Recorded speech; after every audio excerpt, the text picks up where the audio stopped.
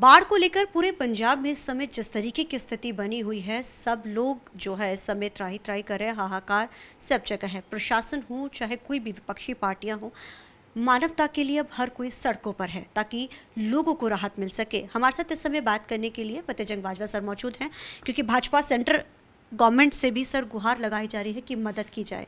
Centre का जो relief fund होता है और इस सिचुएशंस में सेंटर की बड़ी अहम भूमिका होती है अगर किसी भी स्टेट के ऊपर आपदा आती है तो। देखिए, मैं जो पंजाब में आज बाढ़ों की स्थिति चल रही है, बहुत ज़्यादा नुकसान हुआ, चाहे वो पठानकोट, गुरदासपुर, रावी का देख लीजिए, डेरा बाबा नानक, तो स्थिति काबू के बाहर है। और मैं एक सबसे बड़ी बात है, अभी हमारे साथ हरियाणा के जो मुख्यमंत्री हैं, हमारा छोटा भाई है हरियाणा की स्टेट, उनका ये कहना भी हम पंजाब के लिए खड़े हैं, हर मदद के लिए खड़े हैं, ये बहुत बड़ी बात है। और कभी भी पहले ऐसे नहीं हुआ भी आज साथ वाले सूबे के मुख्यमंत्री ने बोला हो भी हम फाइनेंशियल किसी किस्म की भी ज़रूरत है, हरियाणा हर पंजाब की मदद करने के लिए तैयार है। ये बहुत अच्छी एक पहल है और लोगों को एक मैसेज है भी चाहे सरकारें किसी की हों, पर क्योंकि हमारा साथ वाला हमारे बड़े भाई का रोल निभाता है पंजाब, तो उसमें हरियाणा के मुख्यमंत्री ने जो अनाउंसमेंट की, ये बहुत बड़ी बात है और मैं मुबारकबाद देना चाहता हूँ। और आइंदा अपनी सूबे की सरकारों को भी ये कहना चाहता हूँ भी जो हरियाणा ने आज पंजाब के लिए बोला है, आपका भी फ़र्ज़ बनता है जब कभी हरियाणा को भगवान ना चाहे कभी कोई आपत्ति आती है तो उसमें आपको भी ऐसे ही मदद करने की ज़रूरत है। तो ये एक बहुत पॉजिटिव स्टेप है जो हरियाणा के मुख्यमंत्री ने पंजाब के प्रति ये बात बोली है। सर, इससे हटकर अगर देखा जाए तो कहा यह जा रहा है क्योंकि 27 के चुनाव इस समय महज अब 1 साल रह चुका है, सभी पार्टियों की रणनीति शुरू हो चुकी है। नैब सिंह सैनी के बड़े फैसले, चाहे वो 2100 महिलाओं को लाडो लक्ष्मी योजना के तहत कल उन्होंने अनाउंस कर दिया है कि 25 सितंबर से शुरू हो जाएगा। 84 सिख दंगों के जो पीड़ित थे, जिन परिवारों को जो उजड़े, उनमें से 121 परिवार उन्होंने सेशन में अनाउंस किया। कहीं ना कहीं अब इसको जो है पंजाब के नज़रिए से देखा जा रहा है कि 27 के चुनाव के लिए ये बड़ी घोषणाओं का जो सबसे बड़ा असर होगा वो पंजाब पे नज़र आएगा। देखिए, मैं चाहे 27 की इलेक्शन पंजाब की हो, कुछ भी हो, मैं ये समझता हूँ भी सरकार कोई भी बात करती है तो उसको लागू करना सरकार का पहला फ़र्ज़ होता है, तभी लोगों की आपके पार्टी के प्रति एक आस्था बनती है। तो ये देखिए भी पंजाब में भगवंत सिंह मान की आम आदमी पार्टी सरकार ने जब पावर में आए तो इन्होंने बोला भी हम अपनी बहनों के लिए, अपनी माताओं के लिए 1100 रुपया पेंशन लगाएंगे। तो उन्होंने पेंशन तो क्या लगानी थी, वो झूठ का जो कहते हैं ना, झूठ को गूंथते रहते हैं हमेशा और निकलता कुछ नहीं बीच में से। सब पंजाब में पता नहीं क्या बात है, अभी कोई भी ऐसा वायदा जो सरकार ने किया वो पूरा नहीं कर सके। और इसके ऊपर दूसरी तरफ देखिए, अभी 6 महीने हुए हैं हरियाणा की सरकार को बने हुए, भारतीय जनता पार्टी की तीसरी बार सरकार रिपीट हुई है। लोग पार्टी के प्रोग्राम्स को पसंद करते हैं, तभी उनको बार बार वोट डालते हैं। तो वहाँ की सरकार ने 2100 रुपया लागू कर दिया, हमारी बहनें औरतों को देना शुरू कर दिया। तो बहुत बड़ी बात है, इसका डेफिनेटली इसका असर पंजाब में भी जाएगा। पंजाब के लोगों में ये एक कॉन्फिडेंस आएगा भी अगर भारतीय जनता पार्टी की सरकार बनाते हो तो आपको किए हुए वादे सब पूरे होंगे। तो क्या बीजेपी इस मसले को लेकर, चाहे वो एमएसपी की, क्योंकि आप लोग हर मंच पे ये कहते नजर आते हैं कि 24 फसलों के ऊपर एमएसपी जो है हरियाणा में दी जा रही है, 84 वालों का जो दंगों पीड़ितों को जो परिवारों को अब नौकरियां का अनाउंस कर दिया गया, वो भी उन्होंने ये भी कहा है कि हम पूछ कर देंगे, यानी कि हम पूरी वो करके अगर उनको ज़रूरत है जिस चीज़ की वो दी जाएगी।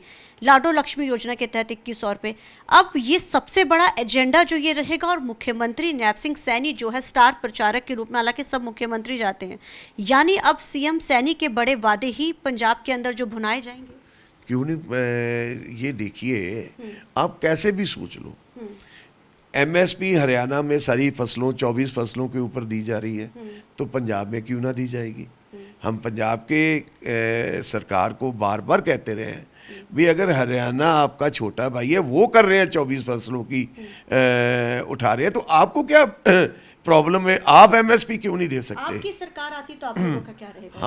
हम 24 फसलों के ऊपर एमएसपी भी देंगे, अपनी बहनों के लिए 2100 रुपया भी देंगे, 1100 नहीं देंगे, 2100 देंगे।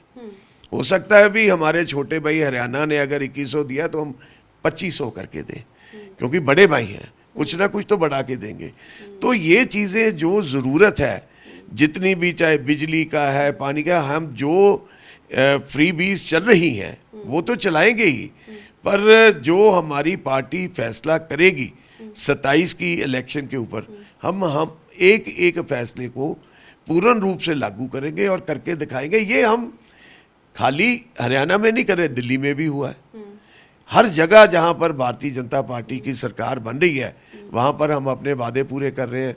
और आपने एक बहुत बड़ा बात की भी, 84 के दंगे, 84 का जो जेनोसाइड दिल्ली में हुआ, छोटी बहन, वहाँ पे लोग जो सिख थे वो तो अपना मन, उनके ये लगता था भी उन्हें कभी इस चीज़ का इंसाफ ही नहीं मिलेगा। तो देखिए, मोदी जी 2014 की इलेक्शन से पहले जब उन्होंने बोला भी अगर हमारी सरकार आई तो हम सिख भाइयों को वो दंगों का जो दोषी हैं वो जेल के पीछे होंगे और सिख भाइयों को पूरा हम कंपनसेट करेंगे। तो आज आप देख लीजिए, बीजेपी सरकार आई, मोदी जी की सरकार आई और सज्जन कुमार को 20 साल की सज़ा हुई। नहीं तो इन लोगों को कोई हाथ ही नहीं डालता था। आप सर, आपने इसका मैं जिक्र एक किया, बात हाँ, मैं मुझे कंप्लीट कर रहा, और जो 121 परिवार है जिनको किसी ने पूछा तक नहीं, चाहे वो पंजाब में सिखों पे, उनकी आस तो पंजाब के ऊपर थी। उस वक़्त अकाली दल की सरकार थी, अकाली दल उनके इन चीज़ों के ऊपर ये तो बोलते हैं भाई देखो जी, सिखों के साथ दंगे, उन बहनों औरतों को लाके वोटें तो लेते रहे, पर उनको दिया कुछ नहीं। दिया किसने? आज भारतीय जनता पार्टी की सरकार ने आज दिया। तो सैनी जी ने 121 परिवार के लोगों को बोला भी हम इनको सरकारी नौकरी देंगे। ये बात नौकरी की नहीं है, ये बात है भी आप मलहम लगाते हो। आप किसी को जो किसी ने सिखों का काम ही नहीं किया, चाहे वो पंजाब जहाँ पर सबसे ज़्यादा बसते हैं हमारे सिख भाई, तो आज हरियाणा ने करके दिखाया। आज ये नरेंद्र भाई मोदी जी की सोच है। मोदी जी सिखों के प्रति जितने भी काम आज देश में हो रहे हैं वो मोदी जी के ही कार्यकाल में हो रहे हैं। और हमेशा मैं कहना चाहता हूँ अपने पंजाब के भाइयों को, सिख भाई और सारों को भी, जो भारतीय जनता पार्टी सिखों के प्रति जो आस्था रखती है, सिखों के प्रति जो प्यार रखती है, वो मोदी जी के किए हुए कामों में दिखता है। सर, आपने 84 का जब हम जिक्र करें तो कांग्रेस का जिक्र तो ज़रूर यहाँ बनता है। कांग्रेस का अगर हम जिक्र करें, अभी इस समय पंजाब के अंदर सिचुएशन है, अभी राहुल गांधी की जो अभी तस्वीर भी दिल्ली में बड़ी वायरल हो रही, जिस तरीके के साथ पीछे के जो उनकी तस्वीर के पीछे जगदीश टाइटल की शायद फोटो बड़ी चल रही थी, आपको क्या लगता है? क्योंकि 27 के चुनाव है, ये मुद्दे बड़े अहम रहने वाले हैं। अब जो बड़े फैसले जाहिर है अब तो जनता के बीच में जाएंगे, तो कांग्रेस जो आपस ही गुटबाजी में समय, आप तो कांग्रेस में लंबे समय रहे हैं, जब आप कांग्रेस में थे तो क्या 84 के दंगों के जो मसले थे कभी उठते थे? आप लोगों की तरफ से कभी बोला जाता था कि ये इसका खामियाजा हमें भुगतना पड़ रहा है? कांग्रेस सरकार के होते हुए जितने अत्याचार सिख भाइयों के ऊपर हुए, चाहे वो अकाल तख्त साहब के ऊपर हमला करना था, चाहे 84 के दंगे हुए, ये सब कांग्रेस की सरकार के वक्त हुए। और जब भी कोई पार्टी में रह के इन दोषियों को सजा दिलाने की बात करते थे तो इनको कहते थे आपको पार्टी से निकाल देंगे, आपके ऊपर कोई ना कोई आप ऐसी बात, यानी कि कांग्रेस सुनने को तैयार नहीं थी। कांग्रेस ने ही सब कुछ किया। आपने कभी ऑब्जेक्शन नहीं किया? बट बहुत बार ऑब्जेक्शन किया, पर ये पार्टी जब उस मुद्दे पे ही नहीं आना चाहती। पार्टी ये कह रही थी नहीं लोगों ने किया, किसको नहीं पता था भी कांग्रेस वालों ने किया, किसको नहीं पता भी राजीव गांधी जी ने, जब इंदिरा गांधी जी का मर्डर हुआ तो राजीव जी ने कहा अगर बड़ा वृक्ष गिरता है तो छोटे धरती कांपती है। तो उनका मतलब क्या था भी अपने लोगों को बोलो भी धरती को कंबाए, तो उसका नुकसान क्या क्या सिख भाई, उनका क्या कसूर था? जो भाई इतनी सालों देश की सेवा करते हैं, सबसे ज़्यादा अगर कुर्बानियाँ तो सिखों की हैं, अगर उनको उनके परिवारों को टारगेट करके अगर जलाया गया, जीते उनको आग लगाई गई, तो ऐसी लानत थी उस वक़्त की सरकार को भी सिख भाइयों को इंसाफ नहीं दे पाए। क्या ये मुद्दा इस बार पंजाब में उठेगा आप लोगों की तरफ से? बिल्कुल हम उठाएंगे, हम लोगों के बीच में लेके जाएंगे। भाई आप फ़र्क देखिए, एक पार्टी है जो आपके धर्म को, ये मत सोचिए भी वो इलेक्शन के वजह से हो, पर ये देखिए भी अगर कोई काम होता है उनको मलहम लगाने का काम नरेंद्र भाई मोदी और उनकी सरकार कर रही है। तो भारतीय जनता पार्टी को अपनाओ। पंजाब में देखिए, अगर डेवलपमेंट में लेके जाना है, अगर सिखों के कोई भी मसले हैं, चाहे वो सिख बंदियों का है, उनको छोड़ने की भारतीय जनता पार्टी करेगी। अकाली दल के साथ आप लोग गठजोड़ में जाएंगे। हालांकि अकाली दल तो दो गुटों में बंट चुका है। अब एक तरफ सुखबीर बादल चल रहा है, एक तरफ अब हरप्रीत ज्ञानी ने कमान संभाल रखी है। आपको क्या लगता है, क्योंकि कहा जाता है कि समीकरण तो महज एक दिन पहले और एक घंटे पहले भी बदल जाते हैं चुनाव से? देखिए ये फैसले तो पार्टी हाईकमांड करेगी, पर इतना मैं ज़रूर कहना चाहता हूँ भी पंजाब में हमेशा हिंदू सिख भाईचारे का पंजाब एक मुजस्मा है, जहाँ पे आप समझ लो भी पंजाब को अगर देखा जाता है तो ये अभी सब भाइयों को साथ लेके चलते हैं। और ख़ास करके हिंदू सिख एकता भाइयों का ये एग्जाम्पल पंजाब रहा है। आपको पता है भी जो हिंदू फैमिलीज़ के सबसे बड़े बेटे को सिख बनाया जाता था, तो ये चीज़ें तो पंजाब ने करके दिखाई। पंजाब में इस चीज़ के ऊपर भारतीय जनता पार्टी यही कहना चाहती है भी अरे भाई ये जात पात की बात छोड़ो और अच्छी सरकार लेके आओ जो पंजाब को आगे लेके जा सके। तो कल को पार्टी अगर चाहेगी, देखिए हमारा अलायंसेस का मतलब होता है भी ये नहीं भी आपकी कोई कट्टी होगी किसी के साथ भी आप किसी से बात नहीं करोगे।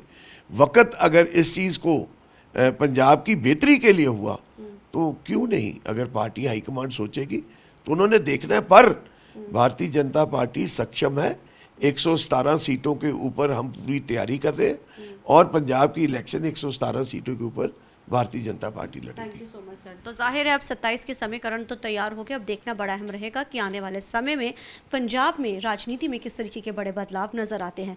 लेकिन जो हरियाणा में बड़े फैसले लिए गए हैं उसका असर चुनावों में ज़रूर नजर आएगा। कैमरामैन अलजिंदे के साथ चंडीगढ़ से TV9 के लिए अमनप्रीत कौर।